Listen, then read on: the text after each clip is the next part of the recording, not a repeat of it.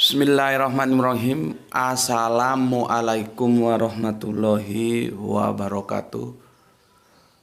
Ashadu an la ilaha illallah, ashadu anna Muhammadar Rasulullah. Allahumma sholli ala Sayyidina Muhammad wa ala ali Sayyidina Muhammad, kama sholaita ala Sayyidina Ibrahim wa ala ali Sayyidina Ibrahim bil alamina innaka hamidum majid. Alhamdulillah, semoga kita semua dalam keadaan sehat sehingga bisa melanjutkan kajian-kajian kita sebagaimana waktu-waktu yang lalu. Sebelumnya mari kita doakan kepada Gusti Allah Agung, semoga untuk saudara-saudara kita yang mengambil bagian mendukung berdasarkan kemampuannya masing-masing, ya, terlaksananya channel dakwah ini menjadi catatan langit kesolehan mereka dan keluarganya. Amin amin ya robbal alamin. Sebelumnya aku mau tidak di sini ya, supaya lebih rileks, lebih santai gitu ya. Tetapi setelah aku pertimbangkan, akhirnya aku duduk di sini karena aku mengutip ayat, ya. Nanti kalau hanya spelling atau ngomong aja gitu menjadi riskan ketika ada yang kurang jelas atau ada yang justru mempermasalahkannya. Sehingga aku sudahlah di sini aja gitu ya, dan semoga kalian tidak jenuh, suasananya tetap di balik papan tulis ya. Karena kalau di sini kan aku bisa mempertanggungjawabkan secara akademis, ini dalilnya ada aku tulis ini. Ya. Jadi kerangka berpikir akademis itu harus berpijak kepada argumentasi ilmiahnya itu di mana gitu. Sebetulnya sih ingin santai di situ. Dan topik kita kali ini sedikit keluar dari yang kemarin. Nanti yang kemarin itu bisa kita lanjutkan di hari-hari berikutnya ya, supaya bervariasi gitulah ya, tidak jenuh. Tetapi kalau aku lihat sih memang tidak jenuh ya. Banyak teman-teman yang mendiskusikannya dan bagus itu di kolom komentar tentang sholat ya, tentang sholat 5 atau 5 sholat yang sudah kita diskusikan dan dalam edisi tamat kemarin ya. Tinggal nanti aku menjelaskan tentang sholawat gitu. Aku ucapkan kepada saudaraku semua, komen-komennya ya alhamdulillah ya, bagus. Terlepas ada yang setuju, ada yang tidak, itu tidak ada masalah ya. Silahkan saja, aku tidak pernah melarang. Dan begitu juga teman-teman yang telah memberikan jawaban ya. Ketika ada yang bertanya itu, ada yang teman sudah memberikan jawaban itu yang dari Madura, dari mana itu? Dari Sumeneb kalau nggak salah. Terima kasih Mas. Terus begitu juga Mas yang dari Madura juga, itu dari Pamekasan itu ya, Mas dari Pamekasan itu. Terus untuk yang lainnya juga terima kasih. Aku tidak bisa sebutkan satu persatu. Untuk Mas Graito dapat salam dari Pak D di Kutai Timur, dari Tante di Sulawesi Tengah ya. Terus dari Om yang katanya sepertinya tinggalnya di Inggris atau sedang belajar atau sedang apa gitu ya, nggak tahu. Sepertinya domisilinya sekarang lagi mukim di Inggris gitu ya. Untuk Mas Gra itu katanya salam. Ini dia lagi nganu ini. Lagi aku suruh belajar Al-Qur'an tapi gurunya belum ketemu siapa ini. Supaya nggak bodoh, nggak blow on seperti bapaknya ini. Bapaknya ini blow on banget kalau sudah ketemu teks-teks original itu spellingnya amburadul, nulisnya juga amburadul ya. Jadi lebih baik nggak ditulis. Supaya kalian juga akhirnya merujuk langsung secara sendiri ke original teksnya ya gitu. Kajian kali ini itu ada ceritanya, bukan sesuatu yang tanpa cerita. Aku minum dulu. Nanti kalau sudah setengah jam kasih tahu ya. Bismillahirrahmanirrahim. bukan sesuatu yang begitu saja lahir, tapi ada ceritanya. Ceritanya begini, salah satu sahabatku ya, saudaraku yang mengklaim namanya sebagai santri Kristen ya, Pendeta Dr. Eli Tambunan ya, aku sebut saja ya supaya clear, karena takut nanti kalau nggak aku sebut disalahpahami gitu. Jadi dalam waktu-waktu kondisi tertentu aku harus sebut supaya clear. Supaya kalian juga tidak bingung kenapa kok dia memperkenalkan dirinya sebagai santri Kristen. Karena doktornya itu diambil dari UIN Yogyakarta dan itu cum laude loh. bukan asal lulus ya, cum laude. Kami bersaudara, kami bersahabat ya, mungkin karena sama-sama dari tanah Batak atau gimana ya. Tapi yang jelas kami bersaudara ya. Dia menonton salah satu video dan dia simpulkan dan dia unggah ke Facebook. Kesimpulannya dia nonton sebuah video ya. Video yang dia tonton itu nih, aku kasih tahu supaya supaya tahu dulu jalan ceritanya sebelum kita masuk ke bahasan ya. Ini dia yang ditonton tuh ini. Ini ada di YouTube ya. Sebuah acara yang diinisiasi oleh Angkatan Muda Muhammadiyah Yogyakarta. Nah, ini juga aku sebut supaya clear, tidak bias nanti. Angkatan Muhammadiyah Yogyakarta ya. Jadi perhatikan, Angkatan Muda ya, Muhammadiyah Yogyakarta. Nanti yang angkatan tua setuju atau enggak setuju itu bukan urusanku lah ya. Yang menginisiasi diskusi ini, dan aku sangat bahagia, sangat suka ya dengan forum-forum dialog seperti ini. Jadi dalam kerangka berpikir ilmiah itu nggak ada yang tabu, semua bisa kita dialogkan gitu ya. Keilmuan tuh begitu, jadi jangan main larang-larang ya. Soal setuju nggak setuju urusan belakang lah ya. Begitu juga buku itu, adanya buku yang apokrifa itu kan karena politik sudah masuk ke dalamnya, kekuasaan. Jadi yang membuat ini buku apokrifa itu politik, itu kekuasaan. Tanpa kekuasaan orang nggak bisa menjustis ini buku apokrifa. Karena setiap orang bebas kok, dia mau baca buku apa aja boleh. Misalkan Injil Thomas itu apokrifa loh, apa? Itu bisa diapokrifakan karena ada kekuasaan yang mengapokrifakan. Sehingga selain 4 kanonik Injil Matius, Markus, Lukas, Yohanes itu ditolak, diapokrifakan. Itu ada kekuasaan gitu. Dalam dunia akademis nggak boleh begitu. Semua boleh dibaca kok. Masalah nanti kita setuju atau tidak, itu urusan lain. Seperti ini, hal-hal seperti ini, diskusi seperti ini bagus, dan aku ucapkan terima kasih kepada Angkatan Muda Muhammadiyah Yogyakarta. Kalau bisa justru di range ya, acara-acara yang berbobot seperti ini itu ya sebulan sekali gitu ya. Jadi budaya dialog kita itu tumbuh gitu. Begitu aku lihat Facebook ada summary ya, kesimpulan dari saudaraku ya, Pendeta Dr. Eli Tambunan tentang ini, tentang dialog ini ya. Kamu bisa lihat nanti di YouTube ada ini. Terus aku langsung melihat ke YouTube-nya, karena ya menjadi sesuatu yang nggak bener dong kalau aku mengomentari tapi nggak melihat dulu yang mau dikomentari ya. Aku lihat sampai tuntas itu sekitar 1,5 jaman lah, kurang lebih 1,5 jaman. Itu aku tonton video itu. Ternyata video itu di acara itu mengupas tuntas ini, buku ini. Nampak ya? Ini. Ya, ini buku ini.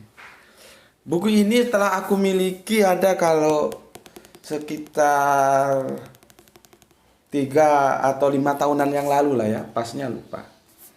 Kenapa aku milik untuk mendapatkan buku ini? Itu awalnya aku main ke toko buku gitu ya, aku lihat, wah buku ini asik ini. Tapi aku nggak bawa duit gitu ya.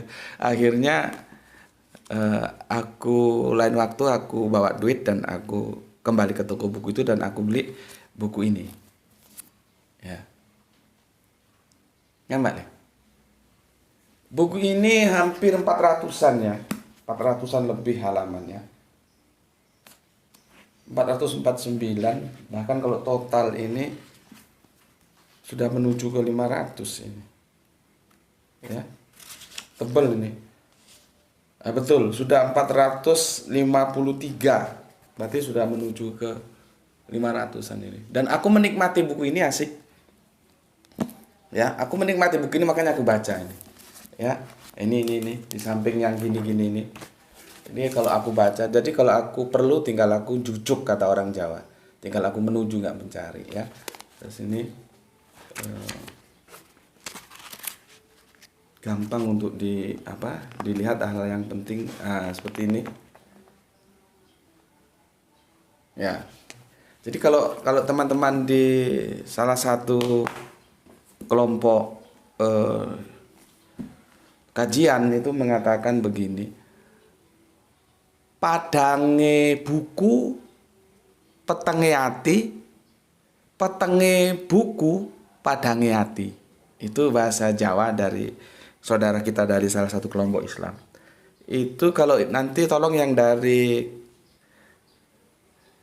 Koltim ya, itu diterjemahkan, tuh paling pintar menerjemahkan bahasa Jawa. Intinya begini, nanti supaya dia lebih memperjelas ya. Terangnya buku itu gelapnya hati, terus gelapnya buku terangnya hati gitu loh.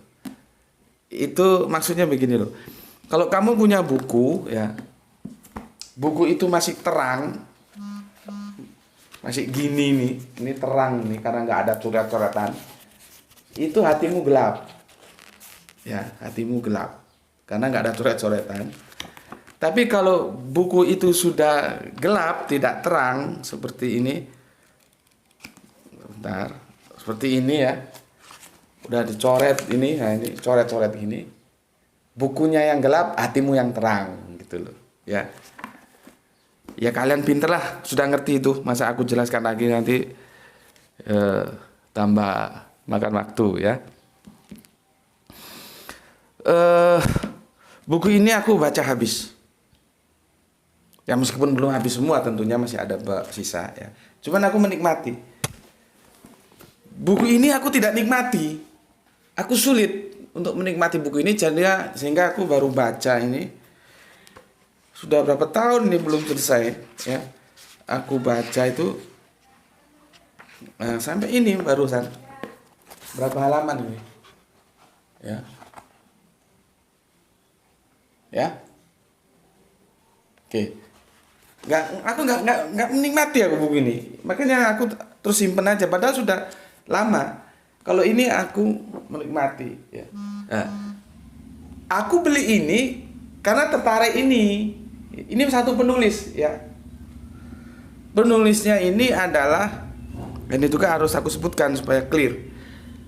Saudara kita Mun'im Siri yang asli Madura. Sekarang waktu buku ini ditulis itu dia masih asisten profesor ya. Mungkin sekarang ya sudah profesor di Universitas of Notre Dame, Amerika Serikat. Aku ulangi, Universitas of Notre Dame, Amerika Serikat. Aku ulangi sekali, Universitas of Notre Dame, Amerika Serikat.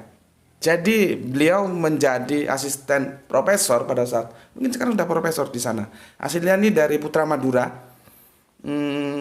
Nama pondoknya, dia mondok di sana. Aku lupa ya. Kalau ada pilihan itu A, B, C, D, aku bisa memilih oh ini gitu. Karena salah seorang yang pernah dekat dengan aku pernah mondok di sana juga. Ya. Setelah aku beli, aku tidak tertarik. Maka tidak aku selesaikan gitu ya. Nah, kemarin itu teman pendetaku Dr. Eli Tambunan itu membuat resumnya, kesimpulannya tentang yang dia tonton di video yang membahas buku ini. Ya, oke. Aku jadi ikut, coba sih aku bikin tahu videonya gitu ya. Setelah aku lihat videonya, ternyata videonya lebih tertarik, lebih menarik daripada apa yang ditulis di sini. Itu kesimpulanku. Aku lebih menarik di videonya daripada apa yang tertulis di buku ini. Ya. Meskipun ada yang janggal karena di dalam video itu Mas Mun'im Siri mengatakan bedah buku. Kalau menurutku itu bukan bedah buku, ya presentasi aja gitu. Bayangkan seorang profesor tidak bisa membedakan antara apa itu bedah buku dan apa itu presentasi. Tapi itu bukan sesuatu yang perlu kita untuk jadikan pembicaraan yang pelik, enggak. Karena yang perlu aku sampaikan manusiawi, profesor juga itu bisa salah gitu loh. Ya. Jadi aku sudah bilang sama kamu, orang punya gelar profesor dan segala macamnya itu sebagai bukti dia pernah sekolah di alumni di mana dia pernah sekolah. Itu aja memang. Artinya soal pinter atau enggak itu sebetulnya tinggal mau kita. Makanya kalau orang Islam itu bodoh-bodoh, goblok-goblok itu sangat disayangkan karena perintahnya aja sudah jelas dalam Islam. Iqra. Artinya Islam itu menyuruh kita pinter dengan membangun budaya literasi. Gitu. Ya. Jadi ayolah kita ikuti perintah agama kita, Iqra itu ya. Oke, ambilkan bukunya Bapak Le yang bawah. Itu yang di bawah Bible itu.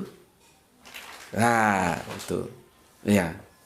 Nah, ini buku yang aku tulis ya. Bible menjanjikan Islam benang merah agama samawi. Ini pernah dibedah dengan pendeta-pendeta dari Surabaya juga dari sini di Universitas Brawijaya Malang. Tahunnya tahun berapa ini dulu dibedah aku lupa. Kalau nggak salah aku sudah pernah tunjukkan ke kalian kan. Ada anunya.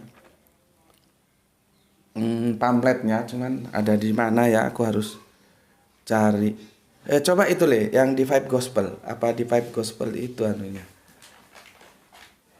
Enggak. Mungkin di Injil yang Inggris ini. Injil bahasa Inggris yang bawah, yang merah. Ya. Sebentar kalau nggak ada.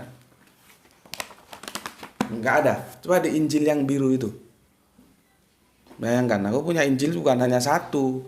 Makanya kalau hanya kelas-kelas copy paste mau berhadapan sama Gus Bedik, ya kalian tuh seharusnya bertanya lah, jangan mendebat ya. Orang masih sekolah minggu aja nggak beres kok mau mendebat Gus Bedik, itu gimana? Kok nggak ada ya? Sebentar.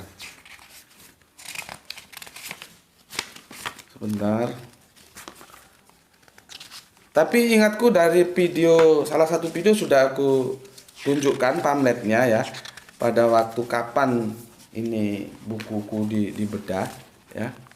Nggak ada. Nanti Bapak cari lagi nanti. Ya, nanti kalau ketemu tak tunjukkan.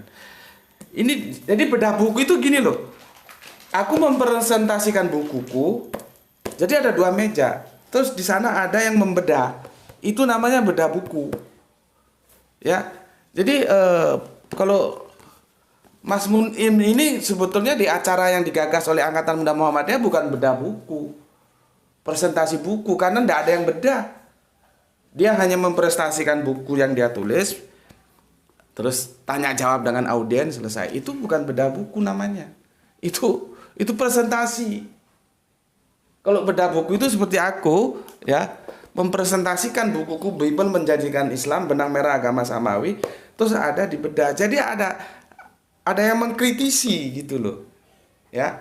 Kalau yang diinisiasi oleh Angkatan Muda Muhammadiyah Yogyakarta itu bukan bedah buku seperti yang disebut dengan Mas Mun'im bilang bedah buku, bukan, itu salah. Ya. Salah. Dan itu menjadi bukti supaya teman-teman tidak terlalu menganggap orang sudah titel profesor mesti benar. Belum tentu. Manusia itu tempatnya salah dan lupa. Pada waktu itu Mas Mun'im mungkin lupa ya, sehingga menimbulkan artinya kesalahan yang ditimbulkan dari kelupaan itu manusiawi ya. Aku hanya mengingatkan dan aku bisa menerima itu ya. Aku hanya mengingatkan kalau konteksnya seperti itu bukan bedah buku, itu apa ya, presentasi lah ya gitu. Oke. Sehingga dengan demikian, dan itu banyak didatangi audiennya itu dulu mahasiswa-mahasiswa UIN ya. Sebetulnya pertanyaan-pertanyaan yang diajukan oleh mahasiswa-mahasiswa UIN itu cukup bagus, cuman pertanyaannya tidak bisa menghunjam, jadi suasananya cair-cair saja ya, tidak menjadi sebuah dialog yang interaktif gitu ya. Oke. Di dalam pembukaannya ya, di dalam pembukaannya Mas Mun'im itu membaca begini loh. Robi srohli sodri wayasirli amri wahlul udhotaniap saniap kouli gitu. Itu bacaan yang dibaca oleh Kanjeng Nabi Musa atau Moses ya. Dari situ aku tersenyum. Aku tersenyum karena itu menjadi jampi-jampi ya, menjadi doa gitulah ya, menjadi ajimat yang digunakan oleh kebanyakan narasumber dalam pengajian-pengajian, baik yang tingkat kampung sampai tingkat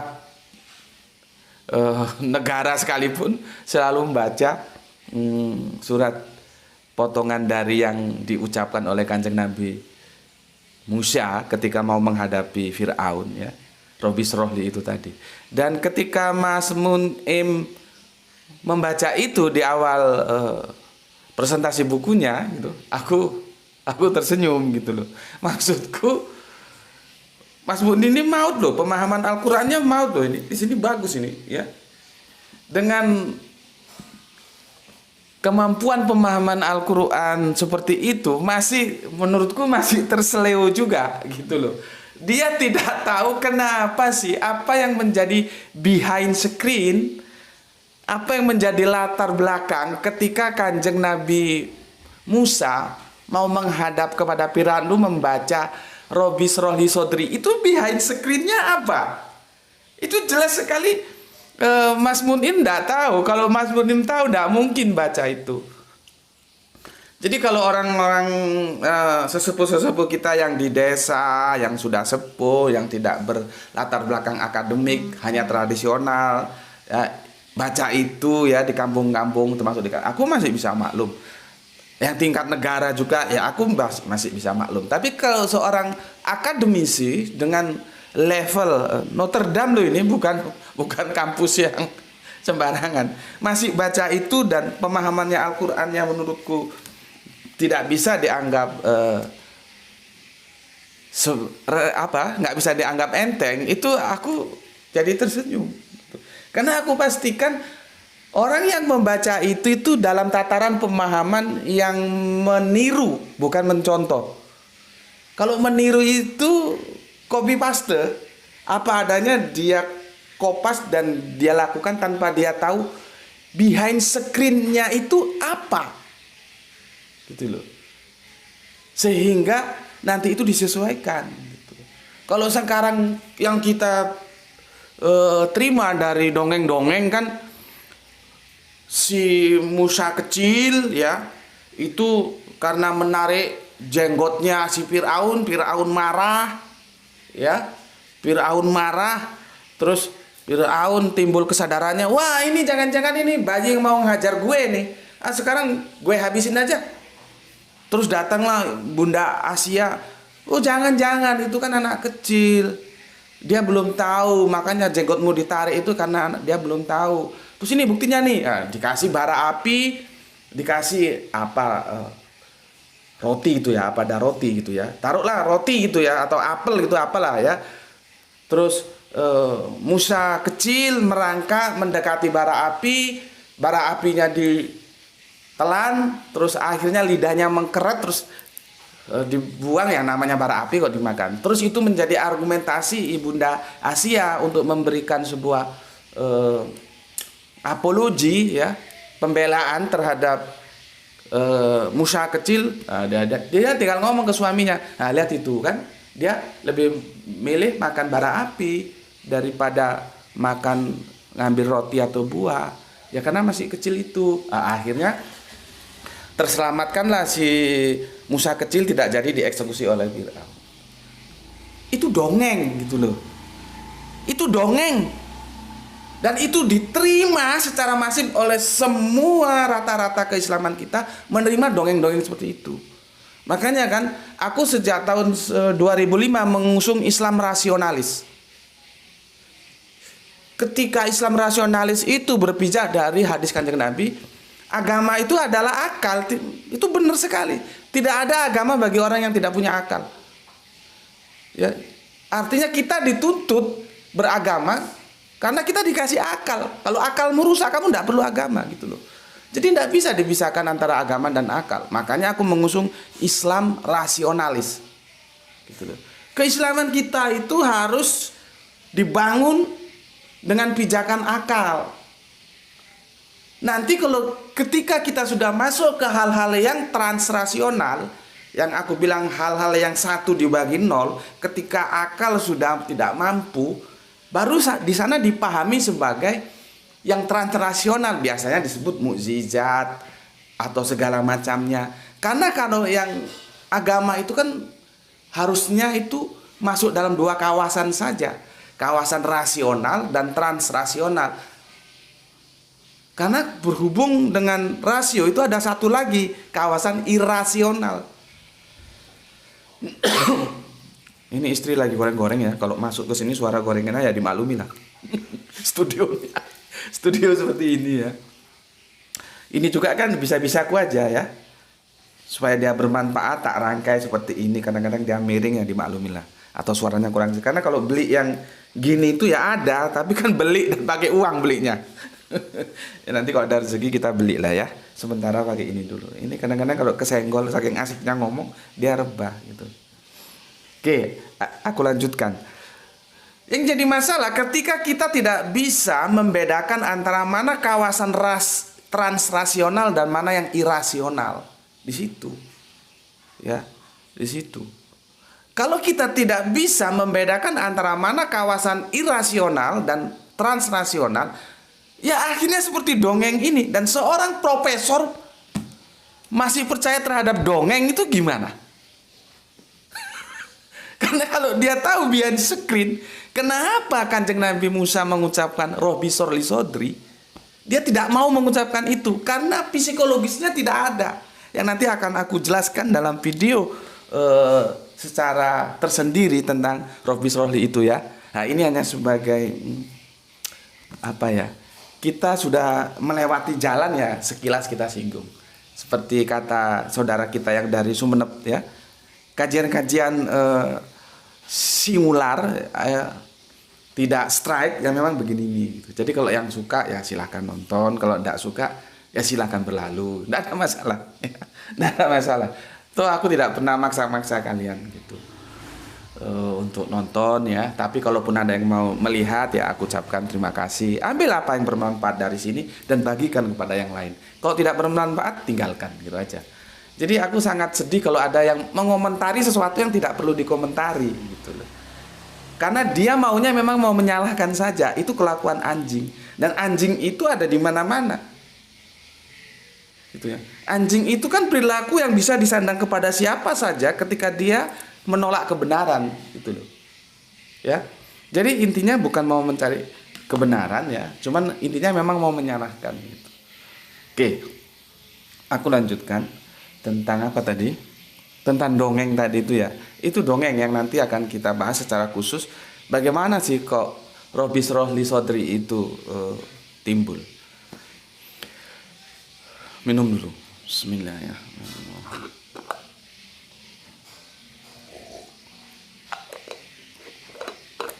Oke, jadi kajian kita kali ini, aku tadi bingung apa kita kasih judul ya, supaya gampang dipahami dan itu acceptable ya.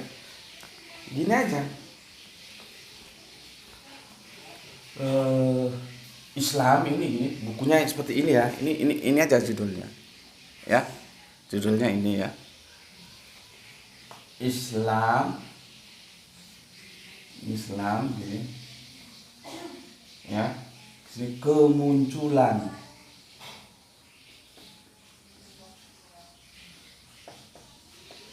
Islam dalam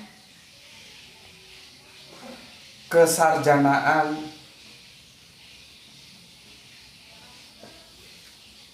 revisionis. Ya. Jadi kemunculan Islam dalam kesarjanaan revisionis Mu'insiri. Kita kasih nama Mu'insirinya di mana? Di sini ya, Mu'insiri. Ya, nah di sini sebuah tanggapan. Jadi kita menanggapi ini.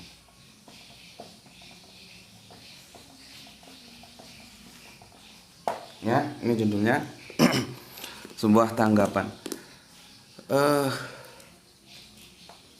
Oke. Deh sama cari spidol yang hitam. Ini yang hijau ini sudah mau habis. Nih cari di sini coba. Oke ya. Sebuah tanggapan. Jadi judul kita Mu'insiri, kemunculan Islam dalam kesarjanaan revisionis. Nanti terminologi apa yang dimaksud dengan beliaunya tentang kesarjanaan revisionis, silakan lihat langsung supaya itu lebih enak ya. Kalau data langsung ya, jangan dari aku. Aku sih bisa menjelaskan apa yang dia maksud ya. Cuman kan ada sumber aslinya, silakan ke sumber aslinya. Oke. Di sini di dalam diskusi ini ya jelas dengan tegas Mas Mun'in memposisikan dirinya sebagai historian ya. Jadi Mas Mun'in sendiri itu memposisikan diri sebagai historian, bukan teologian, bukan teologian ya. An itu artinya pengikut paham ya, seperti Kristen itu sebetulnya dari Kristi. Mana? Sebetulnya dari Kristi. Kristi itu apa ya? Kristus itu ya, plus an menjadi Kristian, menjadi Kristen. Nah, itu kalau ditasrif begitu ya. Jadi kalau ternyata bisa kita tasrif seperti kita belajar bahasa Arabian ya. Kristian itu berasal dari Kristi ya, yang maksudnya Kristus. Kemudian Kristian ya menjadi Kristen, nah, seperti yang kita kenal sekarang. Artinya itu pengikut Kristus ya. Ini hanya sekalian aja ya. Gitu. Kang Mas Mun'in itu memposisikan diri sebagai historian. Artinya dia berpaham historis. Jadi kajian ini dia bidik dari sudut pandang historis. Meskipun dia tidak bisa dan itu kita maklum, akhirnya dia juga tidak bisa lepas dari teologinya. Nggak bisa. Ya, agama itu teologi. Nggak bisa lepas dari teologinya ini. Ya. Cuman secara tegas kalau dia kita lihat mempertegaskan dirinya sebagai historian, bukan teologian ya. Oke, historian. Jadi dari buku ini ya, dia mengatakan akan membidik dari dua hal ya. Dari agamanya,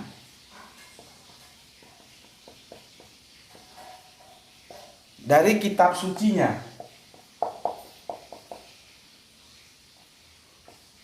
Kitab sucinya. Ya. Dua hal ini yang dia bidik. Ya. agama dan kitab sucinya.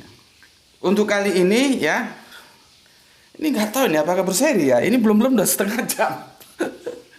Kalau setengah jam, nanti ini bisa 2 atau 3 seri ya.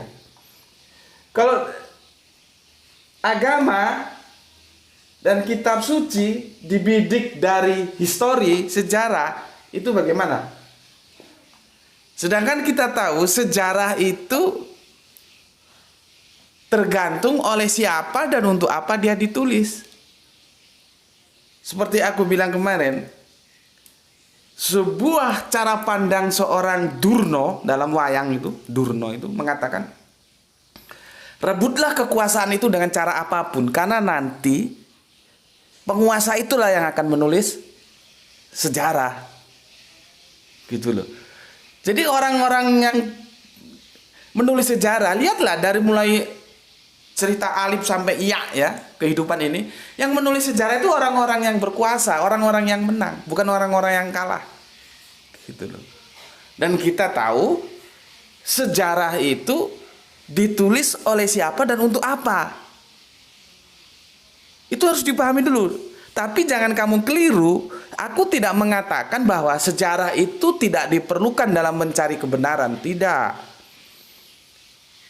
Maka yang aku perlu sampaikan ke kalian semua nih, hati-hati ketika kita mengambil sejarah sebagai tools, sebagai alat untuk mencari sebuah kebenaran. Ya. Jadi bukan aku melarang, tidak. Dan aku juga kadang-kadang pakai sejarah, tapi harus pandai-pandai kita. Ya, karena watak sejarah seperti itu, atau Fitrah ya, fitrah itu bisa watak, kemarin kita sudah bahas. Fitrah sejarah seperti itu, maka kita harus pandai-pandai. Oke. Jadi Islam itu ya, kemunculan Islam itu dilihat dari agama dan kitab suci. Yang kitab suci ini nanti kita bahas tersendiri ya. Kita fokus ke agamanya saja. Ya, kita fokus ke agamanya saja. Intinya dari kajian ini ya, ada sebuah pertanyaan yang diajukan. Dia menggabung semua agama antara Abrahamic faith, yang itu agama-agama pewahyuan, dan agama-agama non-Abrahamic faith, yaitu agama-agama budaya. Meskipun seperti yang pernah aku bicarakan, benarkah Hindu itu benar-benar lepas sebuah agama yang lahir dari budaya manusia? Karena kita tahu ada nama-nama yang ya, meskipun cocokologi, ada yang bilang cocokologi, tapi kan yang ngomong cocokologi itu seharusnya dibuktikan dulu kan. Aku kan mengajukan sebuah hipotatif gitu loh. Kalau kamu bilang cocokologi, ya ajukan bantahannya itu bagaimana, datanya bagaimana. Karena lihat dari nama saja, Brahma, apakah itu tidak ada hubungannya dengan Abraham? Terus istrinya Sarasvati, apakah itu tidak ada hubungannya sama sekali dengan Ibunda Sarah? Dan ini bahasa yang sudah beredar, bergeser dari ribuan tahun. Ya. Tapi oke lah, itu nanti kita bicarakan sendiri. Yang jelas, agama-agama Samawi, itu Abrahamic faith itu, Mila Abraham, Yahudi, Nasrani, Islam, dan juga Hindu, Buddha, itu dibicarakan jadi satu. Jadi tidak dipilah sama Mas Muim di sini ya. Dia tidak pilah. Yang dia sampaikan dari semua agama-agama itu ya, Yahudi, Nasrani, terus Hindu, Buddha, itu menjadi sebuah agama dengan nama yang setelah aku sebutkan tadi. Itu mengalami proses dalam jangka waktu yang lama. Itu loh. Baru lahir sebuah agama yang namanya Hindu, namanya Buddha, namanya Yahudi, namanya... Nah ini aku agak repot menjelaskannya, karena bagaimana cara pandang dia tentang Kristen dan Nasrani ini aku nggak tahu. Dia yang jelas sebut Kristen gitu ya. Bahkan yang dia bidik, yang Protestannya, Protestan itu apakah nama agama juga? Dia agak kacau di situ ya. Yang dia bilang bahwa ini timbul setelah founding father-nya itu wafat sekian tahun. Meskipun kalau aku tanya founding father-nya Hindu siapa? Sulit dicari.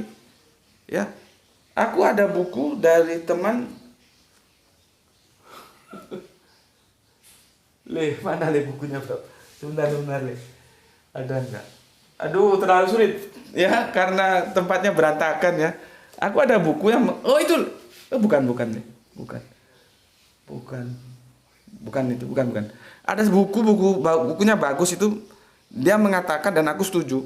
Untuk melacak Hindu itu agak sulit, tidak seperti Buddha. Kita ditanya founding father-nya Buddha siapa? Kita bilang Siddhartha Gautama. Founding father-nya Yahudi siapa? Kita bisa sebut Moses. Founding father-nya Nasrani kita bisa sebut Yesau, ya. Founding father-nya Islam siapa? Kita bisa sebut Kanjeng Nabi Muhammad, ya. Tapi coba, siapa founding father-nya Hindu? Nggak ada yang bisa jawab. Nanti ada yang narik dari segi pewayangan dan segala macamnya, ya. Jadi ribet gitu. Cuman yang mau disampaikan oleh Mas Mudin itu bahwa semua agama itu terlahir dengan nama yang seperti kita kenal sekarang. Itu setelah sekian tahun mengalami proses yang itu berjarak jauh dengan founding father-nya. Nah, pertanyaannya dalam buku ini, apakah Islam juga tidak begitu? Apakah Islam itu unik? Nah, itu kan menarik. Kan? Menarik sekali, ya. Apakah Islam itu unik gitu? Artinya dia tidak sama dengan agama-agama lainnya. Dia punya cerita sendiri, punya histori sendiri, dia unik gitu. Nah, setelah di kesimpulannya dari apa yang dia paparkan di buku ini, Islam tidak unik. Jadi Islam itu sama dengan agama-agama yang lain, ya, yang itu mengalami proses kristalisasi dengan waktu yang cukup panjang, terpisah jauh dari founding father-nya. Itu kata beliau. Ya. Makanya, ya, dalam konteks ini itu kita perlu memilah dulu. Kita akan berpijak agama dari sudut pandang teologian atau historian. Itu posisinya harus diperjelas dulu. Ya, karena sejarah memang begitu karakternya. Makanya aku banyak dikritik oleh, kalau menurutku bukan kritik lagi itu ya, sudah menghujat sih ya. Tentang aku mengatakan bagaimana korelasinya antara Yunani dan Yahudi, khususnya Israel, yang Yunani menjajah Yahudi ya, yang Yunani menjajah Israel ya. Akhirnya kenapa ada buku Perjanjian Lama itu ditulis dalam edisi bahasa Yunani gitu ya. Dan itu kan banyak dikomentari oleh teman-teman Kristen, dan tidak satu pun yang mengajak diskusi aku ke meja diskusi ini ya secara santun, secara baik, bagaimana kita diskusikan, itu tidak ada. Semua itu hujatan. Bahkan pendeta sekalipun tuh mulutnya seperti mulut anjing gitu loh. Tidak bisa dengan kata yang santun. Ya, itu aku lihat itu, dan banyak teman-teman dari Islam, Gus Yo tolong dikomentari, dan aku tidak mau komentari. Gitu. Untuk apa dikomentari? Kecuali dia, Gus, aku kok tidak tahu ya sudut pandang jenengan itu tentang sejarah Yunani yang katanya menjajah Israel ketika zaman kenabian Musa itu seperti apa ya? Tolong sih dijelaskan. Nah, itu baru aku mau jelaskan. Tapi kalau seperti anjing-anjing seperti itu tidak perlu dijelaskan. Orang kamu jelaskan atau tidak sama baik. Bahkan ada yang pendeta itu, ya. Aku heran. Sudah dapat gelar pendeta, level akhlaknya masih biadab seperti itu, kan tidak pantas kalau aku jadi jemaatnya aku buang pendeta seperti itu. Dan aku kenal dia, bukan tidak kenal. Orang dia pernah tanya aku tentang Injil Thomas, tentang bagaimana cerita burung dan Kanjeng Nabi Isa yang bikin dari tanah liat itu. Dulu waktu belum ada WA, masih kita SMS-an gitu. Artinya kan dia kenal baik sama aku, mbok ya tanya baik-baik gitu loh. Tapi ya itu tadi, tujuannya memang bukan untuk bertanya, untuk menghujat. Artinya bagaimana seseorang itu bisa kita serang dengan memanfaatkan amunisi apa yang bisa kita gunakan gitu. Ya, makanya aku enggak perlu jawab, biarin aja. Cuman kalau ada yang mengajak aku maju ke meja diskusi, diadakan di mana, diundang, aku siap gitu. Oke. Sejarah itu seperti itu. Sekarang bagaimana tingkat kehandalan seorang historian Mun Insiri dalam mengatakan bahwa agama Islam itu tidak unik, sama dengan agama-agama yang lain. Dia mengalami proses, ya, setelah terpisah jauh dari founding father-nya, yaitu Kanjeng Nabi Muhammad, baru muncul sebuah agama yang namanya Islam. Nah, itu yang mau aku tanggapi. Bener nggak itu? Gitu loh ya. Bagaimana tanggapanku? Ya, ikuti di edisi berikutnya, di seri kedua, karena ini sudah berapa lama, Le? Sudah 46. Mau gue setengah jam ya. Nanti lihat di edisi kedua bagaimana tanggapanku ya untuk menyanggah pendapat dari saudara kita Mun Insiri ketika dia menyamakan semua agama. Tolong ya dipahami, menyamakan semua agama di sini, meskipun aku tidak tahu apakah dia itu penganut pluralisme atau gimana ya, karena dia juga mengutip ada 2 ayat dalam Al-Quran yang mengatakan bahwa Yahudi Nasrani, orang-orang Sabiin itu juga nanti punya hak surga itu ya.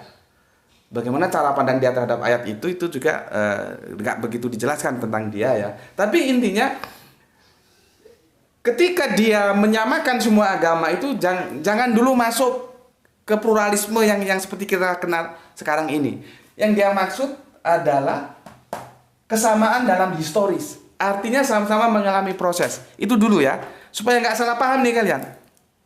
Nanti kalau kalian salah paham ya jadi ya namanya salah paham, jadi kemana-mana ya. Jadi yang dimaksud kesamaan oleh saudara kita Mun Insiri itu kesamaan historiannya, sejarahnya sama. Tetapi apakah saudara kita Mun Insiri itu penganut paham pluralisme, itu tidak kita bicarakan ya. Kita bicarakan yang historiannya saja, historisnya saja. Ya, dan aku mengatakan tidak sama. Islam itu tidak bisa disamakan dengan agama-agama yang dia sebut tadi ya, bahwa dia terbentuk setelah sekian tahun berpisah dari founding father-nya, yaitu Kanjeng Nabi Muhammad. Tidak begitu ya. Bagaimana tanggapannya nanti di seri kedua. Itu dari aku. Bismillahirrahmanirrahim. Alhamdulillahirabbil alamin.